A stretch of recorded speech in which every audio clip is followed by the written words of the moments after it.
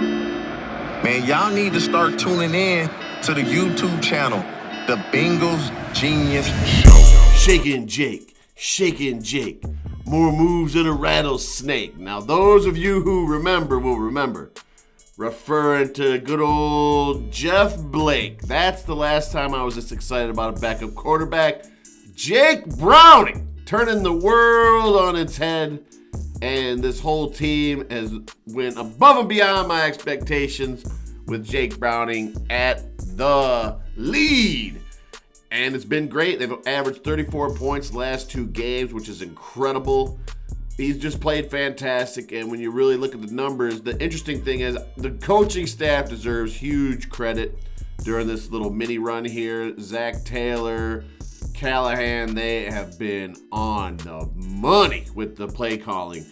And Browning's composed, keeps his cool, doesn't freak out in there, and they are just moving and shaking. But the biggest caveat to this success is the running of the ball.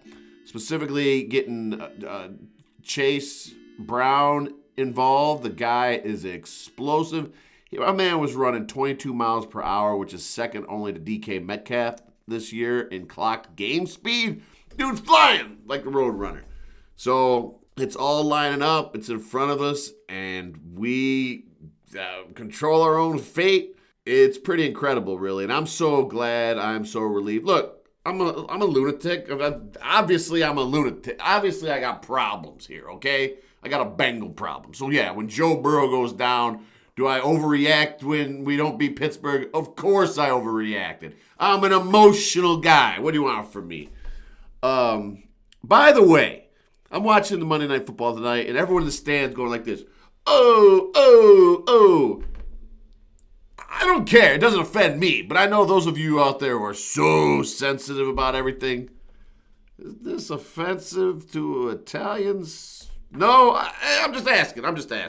It's hard to keep track of you guys. Anyway, good times right now. We got the Vikings coming up. It's too early to tell if Jefferson's going to be playing. But I don't think it matters. I mean, we are rolling right now, and we just got to keep trucking. And honestly, look, everybody loves Joe. Joe's a stud and all that. But I think the team does feel a little bit deep down like, hey, we're more than just Joe Burrow.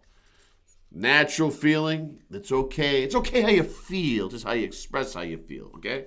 So they really want to go above beyond and play outstanding. And Lou has had this defense fired up. The play calls, like I said, have been great. The slip screens, just been fantastic. I really feel for T. Higgins this year. I love T. Higgins. He's just having a rough year, whether it's injuries, problems with the drops. I just wish he could get it under control, especially with the playoffs coming up. T, come on, baby. You bailed me out the last 2 years, but we'll see what happens. But if he can get on track, which really, if you think about it, he is getting back. And it's almost like preseason for him. He's missed so much time. And I just think he's got to get more in rhythm. He did break 70 yards, which is good.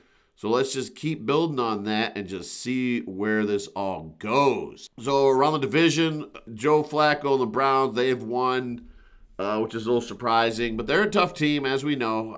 Not in the big picture of things. Overall, they suck. But when it comes to the Bengals, they kind of got our number right now. But we'll see. They haven't dealt with the Browning. Yeah, that's right. Pay attention to that down the road. Then we got the Vikings, then the Steelers, which will be big. Mitch Trubisky, who's terrible. Pittsburgh is the craziest, flukiest 7-win team in the league right now. I don't know how they've even done it. They look like trash against the Patriots the other night. But they just keep hanging around, but I think they're going to fall off. Now, the good news is they play the Colts Saturday, big games. So if the Colts can get back into shape, they look terrible against us. I don't know how they've won that many games as well, but if they can get back into game form and knock off the Steelers, that'd be good news for us. I realistically think we can technically lose 2 games. I want to win all 4, of course, but I think we could win the next 2, and with some help, we could get in. We win 3, we're 90% there. I would say we're in if we win 3 games. So 1 week at a time. Vikings got to feel the pain next. And then, what else? The Ravens, they got so lucky. Yeah, they played good again. You know, it'll be interesting to see what happens in the playoffs. I know they'd love to play us with Joe Burrow out. They'd like to say, see, how do you like it? But I'm really curious to see how Browning's going to keep going and what happens. It just, I could see where having Joe Burrow, it's so tempting to throw all the time that you can get lost in it. And I'm hoping that in going forward in the future that we do incorporate the run more, and it just seems to open up everything. If you get them even guessing about the run, then that just changes everything. And so we'll see if that's in the future. I'll tell you another thing. Bengals, listen up. Listen up. The Bengal genius. Who told you who to take 1,000,000 times? Me. I'm always telling you the right thing to do. You guys just don't want to listen.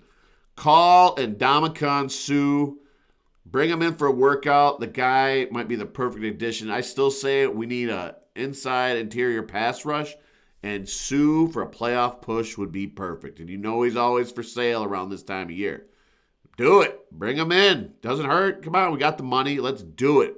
If we're getting this close, let's just snag it.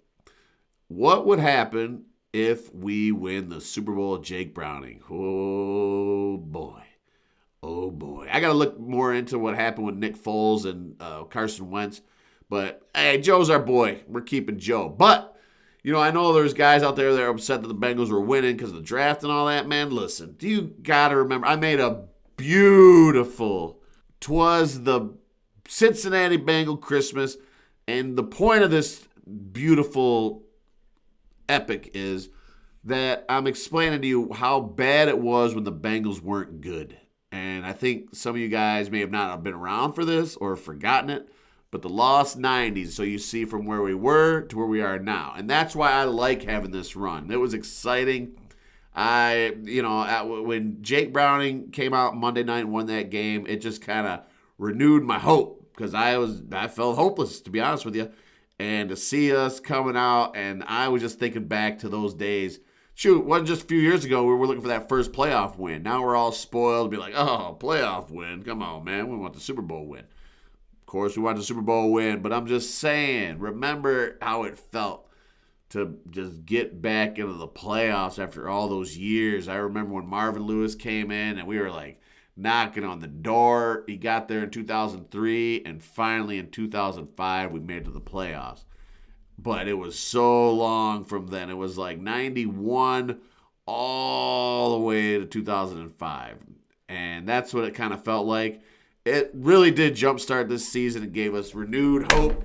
And I don't care, man. You don't know what can happen in the playoffs.